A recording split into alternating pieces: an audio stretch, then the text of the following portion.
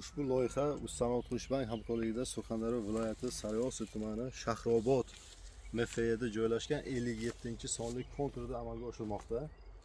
Bu yerda to'liq dala bo'ylab Sibir navli piyoz ekilgan bo'lib, umumiy maydoni 903 gektarni tashkil qiladi. Umumiy uzunligi 450 metr atrofida, eni 205 metr atrofini tashkil qilyapti. Bu yerdagi ekinlar zamonaviy usullar bilan parvarishlanmoqda. Hozirda ekinlar pishib yetish arafasida. Ekinlarni yetishtirish muddati 6-7 oy davom etadi. Yetishtirish jarayonida ekinlar sug'oriladi, zararkunandalardan himoyalanadi va mineral o'g'itlar bilan oziqlantiriladi. Ushbu loyihaga 18 ta dehqon xo'jaligi biriktirilgan. Har bir dehqon xo'jaligi uchun 50 sotixdan yer maydonlari to'g'ri keladi. Loyihani samarali amalga oshirish uchun lider tadbirkor Asliddin Agro Export MCJ biriktirilgan.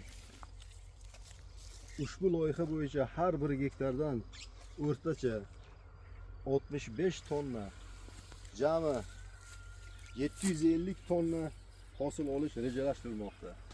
O'rtacha bir gektardan 210 million atrofida daromad olish kutilmoqda. Mazkur ekin yig'ishtirib olingandan so'ng ikkinchi ekiniga ham yuqori daromadli ekin turlari ekish planlashtirib kelinmoqda.